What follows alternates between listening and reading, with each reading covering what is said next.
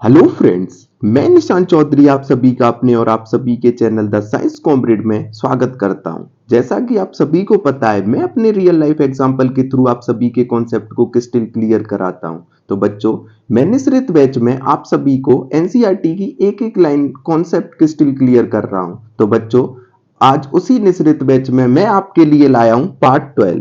तो सबसे पहले बच्चों हेडिंग डालो पार्ट 12 और फिर चलते हम वैक्यूल्स के बारे में। तो बच्चों, सबसे पहले मुझे समझाना पड़ेगा आपको कि वैक्यूल्स होता क्या है। तो थोड़ा सा मैं रिवाइंड करता हूं और पिछली वीडियो के बारे में थोड़ा सा आपको बताने की कोशिश करता हूं। तो बच्चों, जब हमने ऑर्गेनेली के बारे में पढ़ा था तो मैंने ये बताया था आपको कि चार ऐसे ऑर्गेनेली होते हैं जो एक दूसरे से कोऑर्डिनेटेड मैनर में काम करते हैं, मतलब कोऑर्डिनेटेड फंक्शन करते हैं। एक का दूसरा, दूसरा तीसरे से, तीसरा चौथे से कोऑर्डिनेटेड मैनर में रहते हैं। एक का दूसरे से फंक्शन, दूसरे का तीसरे से, तीसरे का चौथे से, चारों का फंक्शन क्या होता है? Specifically coordinated. अब बच्चों, वो कौन कौन से वैक्यूल है और उनमें जो लास्ट वाला है वही वैक्यूल्स है हमारा। तो पहला है बच्चों एंडोप्लाज्मिक रेटिकुलम, दूसरा है बच्चों गोल्गी अपैरेटस, तीसरा है बच्चों लाइसोसोम और चौथा है बच्चों वैक्यूल। तो ये जो है हमारा चौथा कोऑर्डिनेटेड एंडो मेम्ब्रेन सिस्टम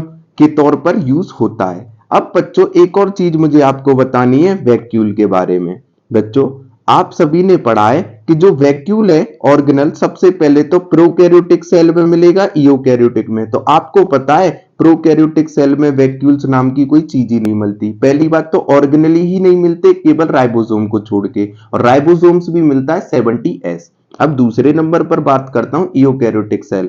तो यूकैरियोटिक सेल्स में वैक्यूल्स मिलता है बच्चों। अब यूकैरियोटिक सेल के अंदर भी आ जाते हैं बच्चों। यहां पर दो कैटेगरी में आपको पता है डिवाइड करते हैं यूकैरियोटिक सेल को, एक तो प्लांट सेल में बच्चों और एक एनिमल सेल में। अब प्लांट सेल की अगर बात करूं बच्चों, तो वैक्यूल यहां पर मिलता है और अच्छा खासा मिलता है बच्चों। कम से कम 90% साइटोप्लाज्म के पार्ट को वैक्यूल कवर करता है। जबकि एनिमल सेल की बात करूं बच्चों, तो एनिमल सेल में वैक्यूल एब्सेंट होता है। तो इसको नोट करें, ना तो प्रोकैरियोटिक में वैक्यूल्स मिलता है, खैर उसमें तो कोई ऑर्गेनेल ही नहीं मिलता, केवल राइबोसोम को छोड़ के, और राइबोसोम भी कैसा? 70S।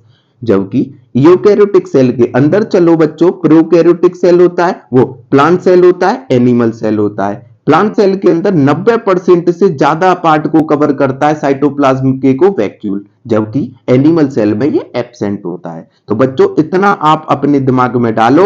अब चलते हैं एनसीईआरटी की लाइंस की तरफ। तो मैंने दो चीज आपको बताई एनसीईआरटी की लाइनों पर महारत हासिल कराने से पहले। एक तो ये कोऑर्डिनेटेड सिस्टम ऑर्गेनल है, चौथा ऑर्गेनल है जो endoplasmic reticulum, Golgi complex, lysosomes के साथ मिलकर कोऑर्डिनेटेड फंक्शन में रोल प्ले करता है। दूसरा, ये एनिमल सेल में एब्सेंट होता है, प्लांट सेल में अच्छा खासा मिलता है। अब चलते हैं एक एक एनसीईआरटी की लाइनों की तरफ और उनको समझते हैं डिटेलिंग में। The vacuole is the membrane bound space found in the cytoplasm. अब पहली लाइन ये बोल रही है बच्चों, जो वैक्यूल है आपका, वो पहले तो मेम्ब्रेन बाउंड है, मेम्ब्रेन से घिरा हुआ है। यानी मैं आपसे पूछ लूं, क्या ये सिंगल मेम्ब्रेनियस है कि डबल? तो आप कहोगे कि गुरुजी ने हमारे ने कल मेम्ब्रेन लेस की ट्रिक दी थी और डबल मेम्ब्रेन बाउंड ऑर्गेनल की ट्रिक दी थी। तो मेम्ब्रेन लेस की ट्रिक दी थी RBCNI और डबल मेम्ब्रेन बाउंड ऑर्गेनल की ट्रिक दी थी न्यूक्लियस, माइट्रोकॉन्ड्रिया और क्लोरोप्लास्ट। तो बच्चों, ना तो ये मेम्ब्रेन लेस में आ रहा, ना डबल मेम्ब्रेन बाउंड ऑर्गेनल में आ रहा। तो बच्चों मुझे बताओ, सिंगल मेम्ब्रेन है तो डन। तो यही तो ये लाइन कह रही है। तो आपको ये भी कॉन्सेप्ट क्रिस्टल क्लियर हुआ होगा कि जो वैक्यूल है वो मेम्ब्रेन बाउंड स्पेस है और वो कहां मिलता है बच्चों? साइटोप्लाज्म में। तो थोड़ा सा उसको भी मैं आपको दिखा देता हूं। सपोज करो बच्चों, ये यूकैरियोटिक सेल है, आपको पता है ये क्या है? Plasma membrane. अब अगर मैं बात करूं बच्चों, यहां पर सपोज करो ये जो ब्लू से मैंने बनाया है, ये क्या है? वैक्यूल। वैक्यूल क्या है बच्चों? वैक्यूल। बच्चों, वैक्यूल पड़ा हुआ कहां है? तो मैं क्या कर रहा हूं, इसको येलो से। अब जो प्लाज्मा मेम्ब्रेन के अंदर जो पार्ट है बच्चों, जो येलो से मैं बना रहा हूं प्लाज्मा मेम्ब्रेन, ये सारा पार्ट को क्या कहूंगा मैं बच्चों? साइटोप्लाज्म। तो मुझे बताओ, साइटोप्लाज्म के अंदर ही तो वैक्यूल मिल रहा है, यही लाइन कह रही है the vacuole is the membrane bound, एक मेम्ब्रेन से घिरा हुआ बाउंड स्पेस है जो कहां मिल रहा है, साइटोप्लाज्म में। तो ये क्रिस्टल क्लियर हुई होगी एक एक लाइन। अब चलते हैं आगे। तो ये लाइन क्रिस्टल क्लियर। अब रब करते हैं और अगली लाइनों की तरफ चलते हैं। डन बच्चों। The vacuole is the membrane-bound space found in the cytoplasm. It contains water, sap, excretory product and other material not useful for the cell. अब सुनो, जो ये वैक्यूल होता है ना बच्चों, जो सेल को अपने मेटाबॉलिज्म एक्टिविटीज में या अपना जो काम कर रहा है उसमें जिस चीज की जरूरत नहीं होती, जैसे पानी हो गया, उसका एक्सक्रीटरी प्रोडक्ट हो गया, उसका सैप हो गया और कुछ ऐसे मटेरियल जो सेल के लिए यूजफुल नहीं है, उन सबको कहां डाल देता है, वैक्यूल के अंदर डाल देता है। यानी मैं एक तरीके से आपको एक रियल लाइफ एग्जांपल ले रहा हूं अपने घर का। आप मुझे बताओ, आपके घर में आप सब सामान को यूज कर रहे हो। अब क्या है, सारा सामान आपने बेडरूम और पूरा डाइनिंग रूम सब आपने सजा लिया। उसके बाद आपको 2-3 टेबल रह गई, 1-2 चेयर रह गई और कुछ वैसा सामान रह गया। मुझे बताओ आप कहां डालते हो उसको?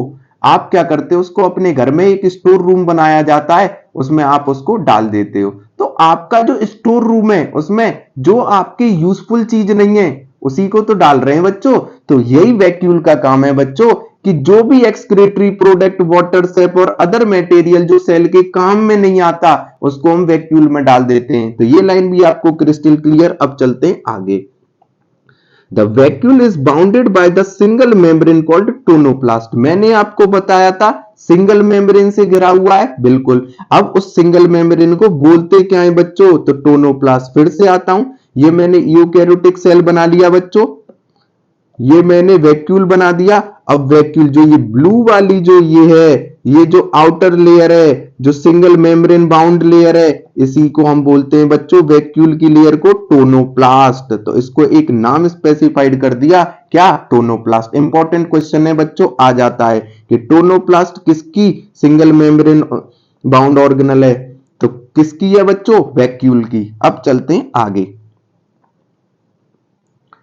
In plant cell, the vacuole can occupy up to 90% of the volume of the cell. यानी पूरा जो सेल है उसका 90% में भी, समझ रहे हो, मतलब 90% तक, अप टू लिख रहा है, ऐसा नहीं है हर एक 30 भी हो सकता है, 40, 50, 60, यानी सेल के 90% पार्ट तक वॉल्यूम ऑफ द सेल को ऑक्यूपाई कर सकता है। अब आप कहोगे 90, नहीं, हर में 90 नहीं होगा, 30 भी हो सकता है, 40, 50, मतलब 90% तक किसी भी सेल के वॉल्यूम के जो स्पेस है उसको ऑक्यूपाई कर सकता है वैक्यूल। तो कहने का मतलब है प्लांट में तो वेल डेवलप्ड वैक्यूल होता है, अच्छे से अच्छा खासा, लेकिन एनिमल सेल में एब्सेंट होता है। अब चलते हैं आगे। In plant, the tonoplast facilitates the transport of number of ions and other material against concentration gradient into the vacuole. अब ये कह रहा है बच्चों, सपोज करो यूकैरियोटिक सेल में एक्टिविटी चल रही है और ये है हमारा वैक्यूल।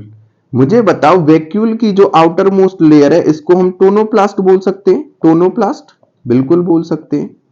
अब मुझे बताओ, सपोज करो बच्चों ये कोई आयंस हैं, पॉजिटिव नेगेटिव आयंस। मुझे एक चीज बताओ, अगर ये पॉजिटिव और नेगेटिव आयंस को अंदर जाना है बच्चों, तो इस टोनोप्लास्ट को पार करना पड़ेगा, इस टोनोप्लास्ट की मेम्ब्रेन को पार करना पड़ेगा वैक्यूल में जाने के लिए। तो बच्चों याद रखना, जो हमारा वैक्यूल है उसमें क्या है, एक्सक्रीटरी प्रोडक्ट है बच्चों, जो बचा कुचा है, पानी भी है और कुछ सैप है। अब ये क्या करते हैं बच्चों, इस वैक्यूल के अंदर के कंसंट्रेशन को बढ़ा देते हैं। क्या कर देते हैं, कंसंट्रेशन को इंक्रीज कर देते हैं। तो जो सेल का जो साइटोप्लाज्म का जो कंसंट्रेशन है बच्चों, वो क्या होता है, कम होता है। किसके रिस्पेक्ट में, वैक्यूल के अंदर के रिस्पेक्ट में। तो बच्चों जो ये आयंस हैं वो क्या करते हैं, मुझे बताओ, साइटोप्लाज्म का कंसंट्रेशन कम है तो लोअर कंसंट्रेशन है, वैक्यूल के अंदर का कंसंट्रेशन क्या है, हाई कंसंट्रेशन है और टोनोप्लास्ट इनके बीच की मेम्ब्रेन है। तो बच्चों लो कंसंट्रेशन से हायर कंसंट्रेशन की तरफ जब ग्रेडियंट को भेजते हैं तो मुझे बताओ एनर्जी की जरूरत होगी? बिल्कुल होगी, इसलिए यहां पर लिख रखा है अगेंस्ट कंसंट्रेशन ग्रेडियंट। क्लियर? अब पढ़ते हैं लाइनों को, बिल्कुल क्लियर होगा। जो साइटोप्लाज्म है उसका लो कंसंट्रेशन है, वैक्यूल के अंदर हाई कंसंट्रेशन क्यों हो गया? क्योंकि पानी है, एक्सक्रीटरी प्रोडक्ट है, सेप है, उनकी वजह से जो वैक्यूल्स है उसमें अच्छा खासा कंसंट्रेशन ग्रेडियंट, वो अच्छा खासा कंसंट्रेशन है। अब अगर हम क्या है आयंस को बाहर साइटोप्लाज्म से वैक्यूल के अंदर ले जाएंगे तो मुझे बताओ लो कंसंट्रेशन से हायर कंसंट्रेशन जाना पड़ेगा। तो मुझे बताओ यहाँ एनर्जी देनी पड़ेगी उन्हें, तभी तो जाएंगे, क्योंकि अगेंस्ट कंसंट्रेशन ग्रेडियंट काम हो रहा है। समझ गए होंगे आप। डन बच्चों, अब इसको मिटाते हैं और एनसीईआरटी की लाइनों को फॉलो करते हैं।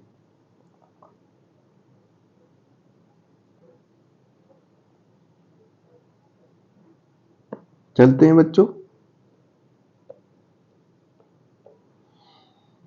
Hence, the concentration is gradually higher in the vacuole than in the cytoplasm. यही लाइन बोल रहा है।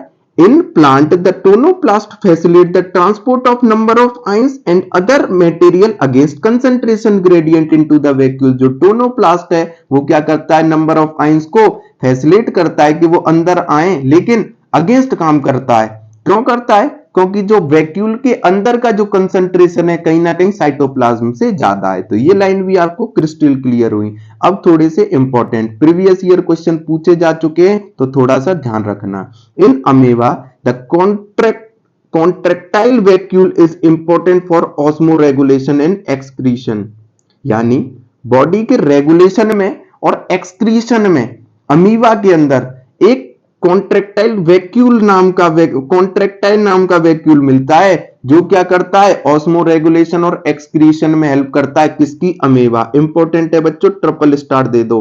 अमेबा के अंदर जो कॉन्ट्रेक्टाइल वैक्यूल होता है किस चीज में काम करता है? उसके ऑस्मो रेगुलेशन और एक्सक्रीशन में। In many cell protist food vacuoles are formed by engulfing the food material. जबकि प्रोटिस्ट के अंदर फूड वैक्यूल्स होता है जो क्या करता है? जब प्रोटिस्टा खाना लेता है तो उसको अपने अंदर रखता है। तो बच्चों दोनों क्वेश्चन इंपॉर्टेंट है। पूछ लिया जाए अमीबा के अंदर कॉन्ट्रेक्टाइल वैक्यूल और पूछ लिया जाए प्रोटिस्टा के अंदर फूड वैक्यूल। तो फूड वैक्यूल क्या करता है? इनगल्फ करता है फूड मटेरियल को, जबकि कॉन्ट्रेक्टाइल वैक्यूल क्या करता है? ऑस्मो रेगुलेशन और एक्सक्रीशन में काम करता है। तो बच्चों ये मेंटेन रखता है बॉडी को, टेम्परेचर को, प्रेशर को, मेटाबॉलिज्म को। ऑस्मो रेगुलेशन का मतलब होता है हर तरफ से मेंटेन रखना, तभी तो, और एक्सक्रीशन को भी, जबकि फूड वैक्यूल इनगल्फ करता है। तो बच्चों ये थी वैक्यूल की बात। राधे राधे। आप सभी को अगर मेरी वीडियो समझ आ रही हो